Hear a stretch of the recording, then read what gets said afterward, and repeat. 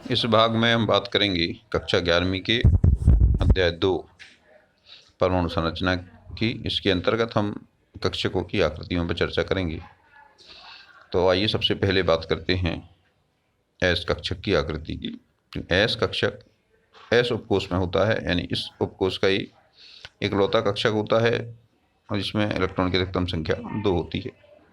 S कक्षक के लिए जो दिगंशी यानी एजीमुथल क्वांटम नंबर है वो 0 होती है, यानी L बराबर 0 होता है।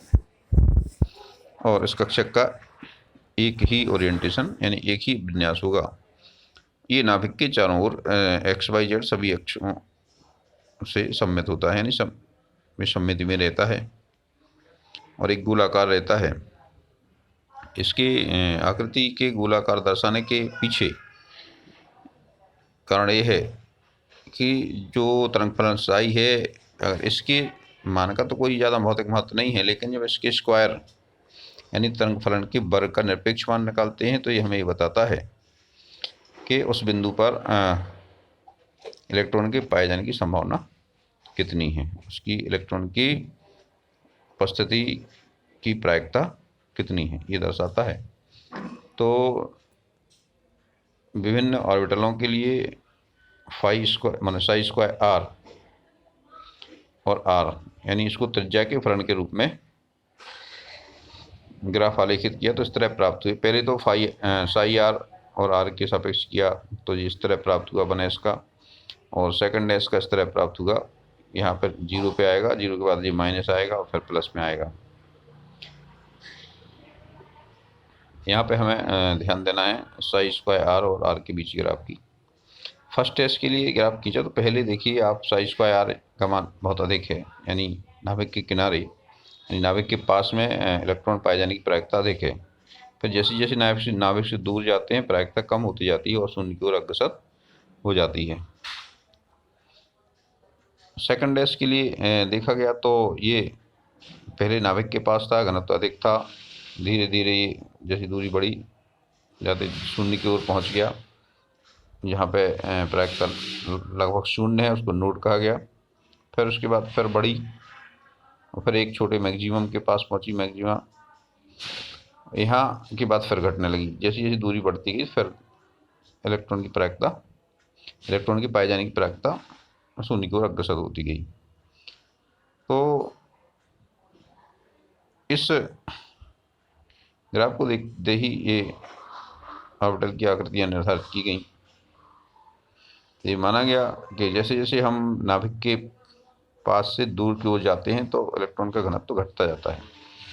तो फर्स्ट एस जो ऑर्बिटल है इसकी आकृति गोलाकार है। यहाँ पे एक बात उल्लेखनीय है, क्योंकि आप लोग ये पढ़ चुके हैं कि इलेक्ट्रॉन के पाए जाने की संभावना कहीं पे भी 0 नहीं होती है। फिर भी आप कहेंगे कि बाउंड्री कैसे निर्धारित हो गई। तो सुविधा के लिए ये बाउंड्री 90% प्रायिकता के क्षेत्र को दर्शाती है। 90% तक जहाँ इलेक्ट्रॉन के पाए जाने की संभावना है वहाँ पर बाउंड्री बना दी गई है। ये नहीं कहा जा सकता कि इसके बाहर इलेक्ट्रॉन पाए जाने की संभावना बिल्कुल नहीं है। ये तो कहीं अनंत तक भी अपन कहीं भी चले जाएं, कितनी दूर चले जाएं, तो इलेक्ट्रॉन के पाए जाने की संभावना को हम बिल्कुल 0 नहीं कह सकते। लेकिन सुविधा की दृष्टि से लगभग 90% माने 90% जहाँ पे प्रायिकता है वहाँ उन क्षेत्रों को हमने ऑर्बिटल की बाउंड्री निर्धारित किया है। नोड, अब देखिए फर्स्ट टेस्ट में तो कोई नोड नहीं है। सेकंड टेस्ट में देखिए आप पहले शुरू जैसे आपने ग्राफ में देखा कि पहले कुछ दूर तक इलेक्ट्रॉन घनत्व तो घटता जाता है, लगभग 0 हो जाता है, तो वो हो गया नोड। इसके बाद फिर बढ़ता है तो ये हो गया आपका ये ऑर्बिटल दूसरा। यहाँ इसके बाद फिर घटने लगेगा। 3s में देखें तो फिर यही होगा, यहाँ नाभिक से आएगा नीचे, फिर बीच में एक नोड आएगा यानी 0 लगभग हो जाएगा, फिर बढ़ेगा, फिर 0 हो जाएगा घट के और फिर बढ़ेगा और फिर घटने लगेगा। इस तरह से 3s में आपको 2 जगह नोड मिली, यानी यहाँ पर नोडों की संख्या होगी n-1। n मुख्य क्वांटम संख्या है, यानी फर्स्ट टेस्ट में n बराबर 1, तो यहाँ पे कोई नोड नहीं है, 1 ऋण 1 बराबर 0। सेकंड टेस्ट में n बराबर 2 तो n-1 यानी 2 ऋण 1 बराबर 1, तो 1 नोड है।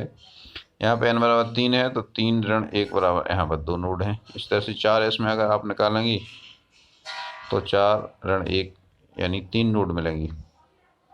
इस तरह से जी एस ऑर्बिटल की आकृति हो गई। ये अक्ष की सममित है और इसकी जो आकार है वो n का मान बढ़ने से बढ़ता जाता है।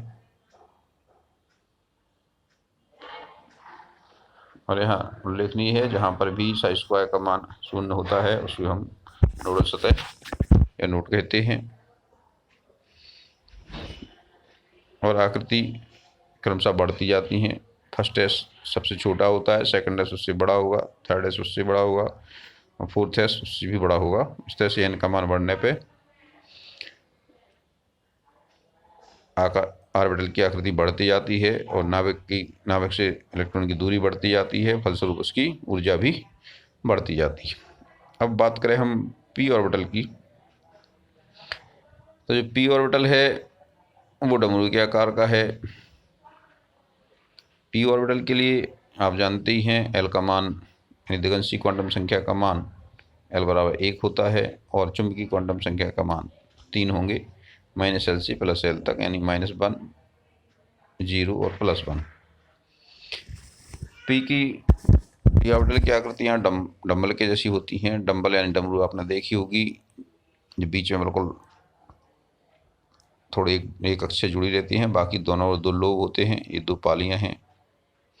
इन पालियों में घनत्व तो अधिक होता है, बीच में घनत्व तो नहीं होता है, 0 होता है लगभग। ये चूंकि 3 है, 3 चुंबकीय क्वांटम संख्या है इसमें, यानी p में 3 ऑर्बिटल होते हैं। जो p उपकोष है इसमें 3 ऑर्बिटल होते हैं। पहले का नाम है px, दूसरे का नाम है py और तीसरे का नाम है pz। यहाँ पे x, y, z इनके अक्षों से निर्देशित हैं, यानी x अक्ष की सम्मित जो 2 पालियाँ होती हैं ये px की हैं और py की पालियाँ y अक्ष की सम्मित होती हैं और pz की पालियाँ z अक्ष की सम्मित होती हैं,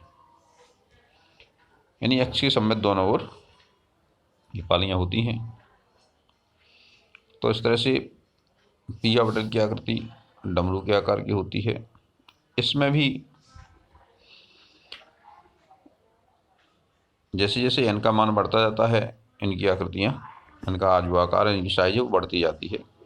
जैसे 2p की साइज की तुलना में 3p की साइज बड़ी होगी। आकृति सेम रहेगी लेकिन इनका आकार बढ़ता जाएगा। और 4p की और बड़ी होगी। इस तरह से n का मान बढ़ने पे इसकी आकृतियाँ बढ़ती जाती हैं। अब बात करें नोड की, तो देखिए p में कोई नोड नहीं दिखाए, कोई नोड नहीं होता है, तो 2p में कोई नोड नहीं है, लेकिन 3p में एक नोड रहता है। 4p में 2 नोड होते हैं, यानी नोडों की संख्या यहाँ पे n-2 होती है। तो जो 2p है इसमें नोड की संख्या होगी 2 ऋण 2 बराबर 0, लेकिन 3p में होगी 3 ऋण 2 बराबर 1, 4p में 4 ऋण 2 बराबर 2, 5p में 5 ऋण 2 बराबर 3 नोड होंगे। यानी इसमें p ऑर्बिटल में नोडों की संख्या n-2 होती है। यहाँ पे देखें, हाँ 2p में नोडल तल जरूर होता है। नोडल तल यानी वह तल जिस पे इलेक्ट्रॉन के पाए जाने की संभावना बिल्कुल नहीं होती। जैसे जो px है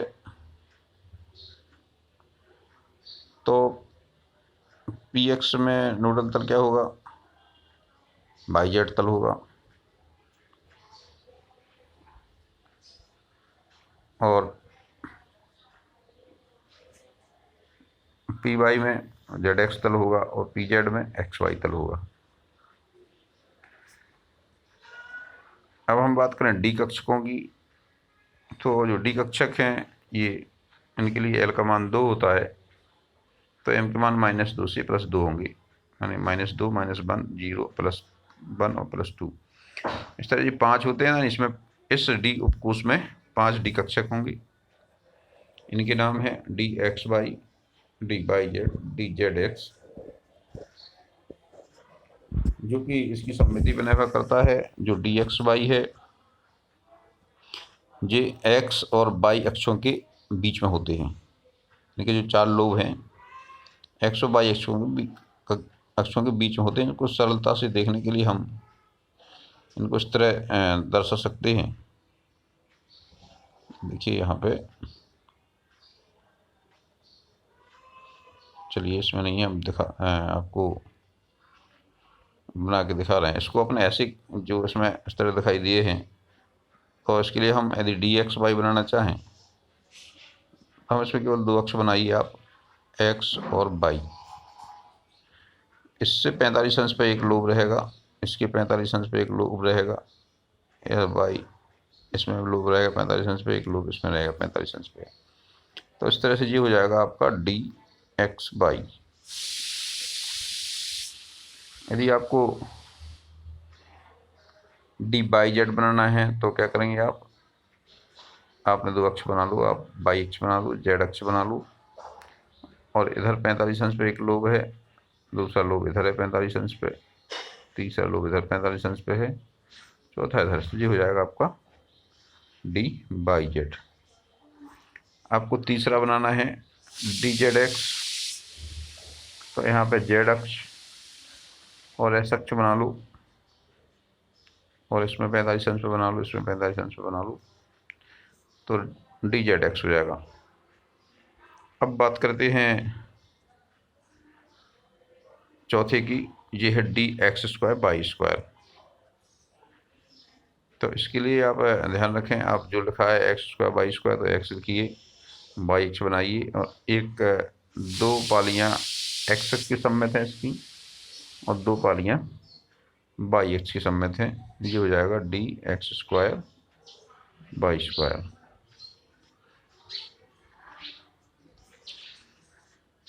अब ये 5वां देखें, जो 5वां है ये है आपका डी जेड स्क्वायर। इसके लिए आपको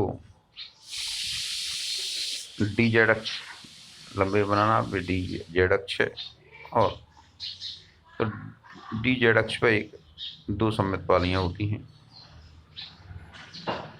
और एक एक्स वाई तल पे एक रिंग होती है, एक्स वाई तल पे एक वलय रिंग होती है। ये एक्स वाई तल पे है, इसको ऐसे बना देंगे हम। तो ये हो गया आपका डी जेड स्क्वायर। तो डी जेड स्क्वायर ऑर्बिटल हो गया। इस तरह से कुल 5 डी ऑर्बिटल हैं।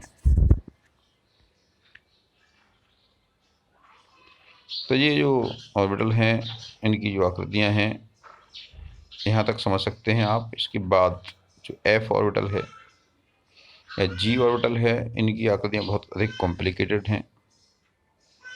इनको हम कागज़ पे ऐसे नहीं समझ सकते, इसलिए हमें इस कक्षा में एस पी डी इन 3 ऑर्बिटल्स की आकृतियाँ ही समझ लेना पर्याप्त हैं। बाकी उच्च अध्ययन के लिए आप चाहो तो एफ और जी की आकृतियाँ भी देख सकते हो, लेकिन वो काफ़ी कॉम्प्लिकेटेड हैं, जटिल हैं।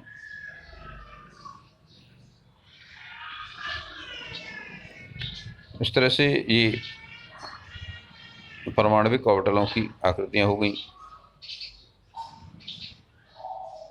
इन आकृतियों से मैं जो पी में एक्स वाई जेड और चुंबकीय क्वांटम संख्या -1 0 +1 है, इनमें सीधा सीधा कोई कोरिलेशन यानी सहसंबंध नहीं है। आपको केवल गिनती याद रखना है। इसी तरह से डी ऑर्बिटल में भी है, इनमें भी आपको चुंबकीय क्वांटम संख्या -2 -1 0 +1 +2, इनके बीच में कोई सहसंबंध नहीं है। इनमें भी केवल आपको उनकी काउंटिंग यानी गिनती याद रखना है।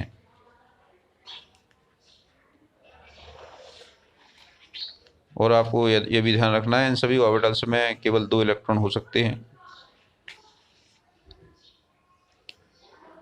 तो आप इस तरह से कह सकते हैं कि s ऑर्बिटल में 2 इलेक्ट्रॉन होंगे, 2p ऑर्बिटल्स में 2 3 6 इलेक्ट्रॉन होंगे, और d ऑर्बिटल में मैक्सिमम 2 पंचे 10 इलेक्ट्रॉन होंगे।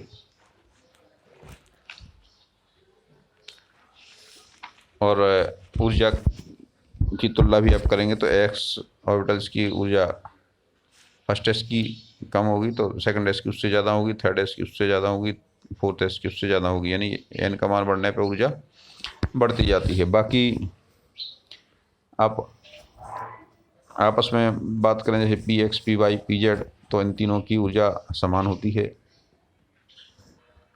और dx माने d ऑर्बिटल्स की जो 5 है उनकी भी ऊर्जा लगभग समान होती है।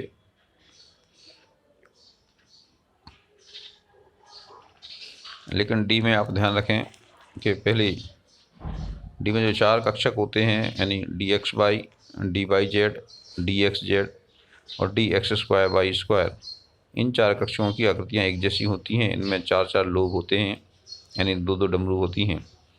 लेकिन जो 5वां कक्षक है dz², इसमें एक डमरू होती है और एक रिंग होती है। ये आपको ध्यान रखना है।